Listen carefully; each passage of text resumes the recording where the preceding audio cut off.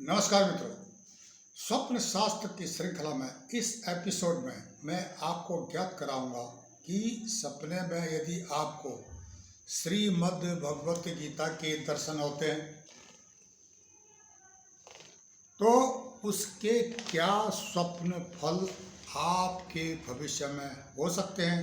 अगर नकारात्मक दृश्य कुछ जिनको कि मैं बताऊंगा, उनके प्रभाव को प्रभावहीन करने के लिए आपको क्या उपाय करने चाहिए, इस पर भी मैं आपको बताने का प्रयास करूंगा। विषय वस्तु पर अधिक जानकारी देने से पूर्व मैं आपसे अनुरोध करूंगा कि आप हमारे चैनल ई दर्शन को लाइक करें, सब्सक्राइब करें, कमेंट्स करें और शेयर करें। मित्रों, श्रीमद् भगवत गीता के सपने में दर्शन होना या दृश्यों को देखना बहुत ही दुर्लभ सपनों में से एक सपना है। यह आपको संकेत दे रहा है कि आपकी शीघ्र आध्यात्मिक उन्नति होगी और आध्यात्मिक उन्नति से जो है आपकी बाकी उन्नतियां भी जुड़ी हुई है। आर्थिक उन्नति, सामाजिक उन्नति, राजनीतिक उन्नति, स्वास्थ्य की उन्नति, ये सारे आपके जो है इन चीज़ों से आध्यात्मिक उन्नति से जुड़े हुए हैं। इसलिए आध्यात्मिक उन्नति का होना बहुत ही जरूरी है। अगर आध्यात्मिक उन्नति होती है, अब आध्यात्मिक विज्ञान में कई बार बताते आया हूँ आध्यात्मिक उन्नति क्या होती है, सोच क्या होती है, इस पर मैं बताया हूँ। अगर आध्यात्मिक उन्नति होती है तो क्या होता है कि आपके पिछले जन्म के जितने भी हैं पाप हैं वो स्वतः ही नष्ट हो जाते हैं। एक कष्ट निवारण होता है। जो भविष्य में आप पर कष्ट आने वाले हैं उन कष्टों का भी स्वतः ही निवारण होता है। संतान योग्य होती है, एक तो संतान होती है और एक संतान योग्य होती है, फर्क है।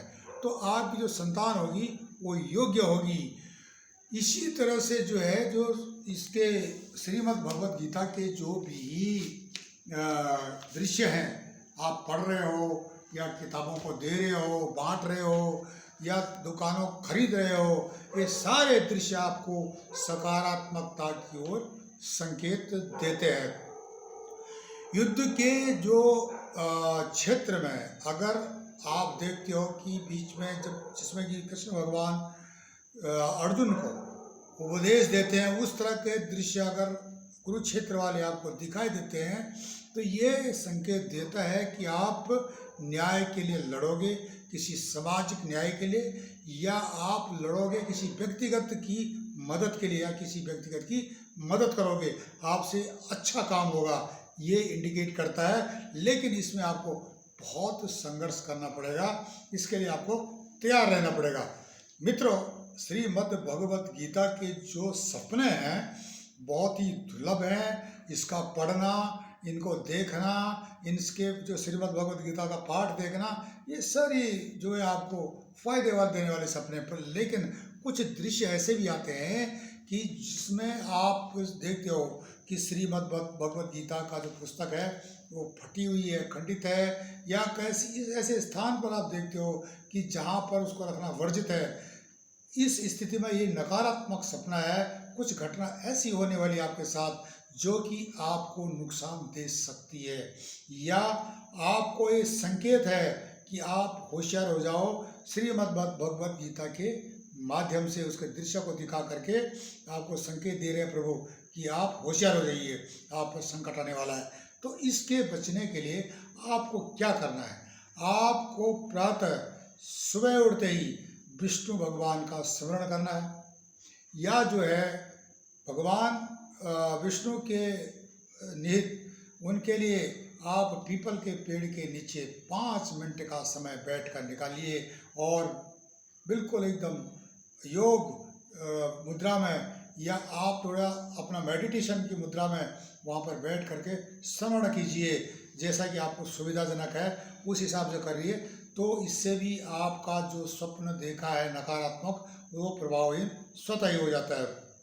यही नहीं, आप अगर इस तरह के सपने देख लिया और गीता खरीद करके आप किसी पात्र को, सुपात्र को, जो कि गीता जिसको कि पढ़ना है उसको दान करते हो, तो बहुत बेहतर है। वो चाहे आपका स्वजन भी हो सकता है या कोई अनजान व्यक्ति भी हो सकता है, आप उसको ले करके गीता दे दीजिए, भाई तो गीता पढ़ ले, अपने पास रखो इसको।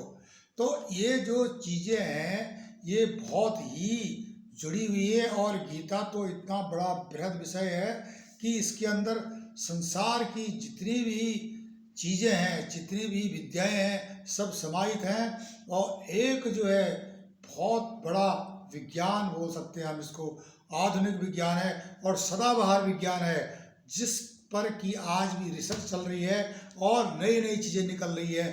तो ये सपना भी इसका आता है, तो ये एक दुर्लभ सपना है, ये आपके लिए फ़ायदा ज़्यादा लेके आता है। अगर आपको संकेत दे रहा है कुछ, तो इसका मतलब आपको सजग भी कर रहा है।